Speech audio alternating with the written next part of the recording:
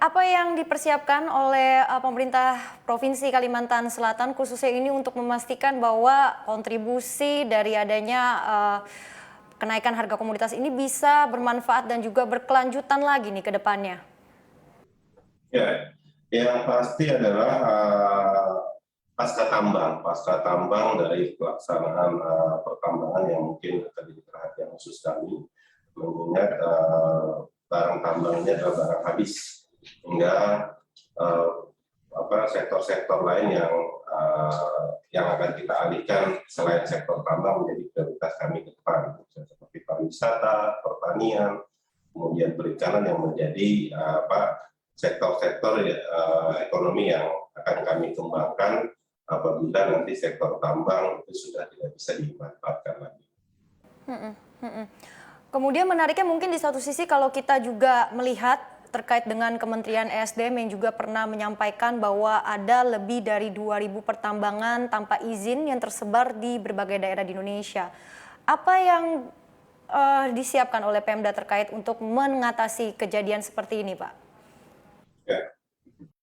Sejak terbitnya Undang-Undang Nomor 3 Tahun 2020 tentang perubahan atas Undang-Undang Nomor 4 Tahun 2009 tentang pertambangan mineral dan batu bara, di mana substansinya adalah mencabut kewenangan pemerintah daerah dalam kegiatan pembinaan dan pengawasan di bidang pertambangan. Hal ini tentu menjadi permasalahan baru bagi pemerintah daerah, karena tidak dapat secara langsung melakukan monitoring, pembinaan, dan pengawasan terhadap kegiatan usaha pertambangan khususnya di Kalimantan Selatan.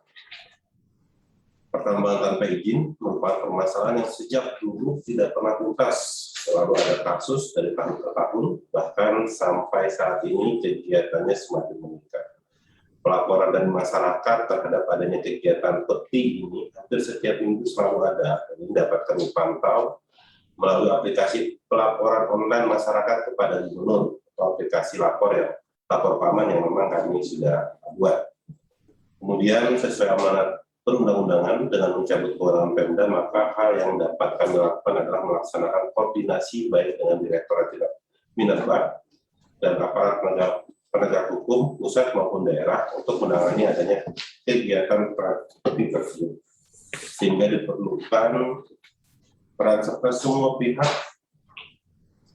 baik pusat maupun daerah, untuk menangani permasalahan seperti tersebut, karena dampak kerugiannya baik secara ekonomi maupun lingkungan akan sangat dirasakan oleh masyarakat.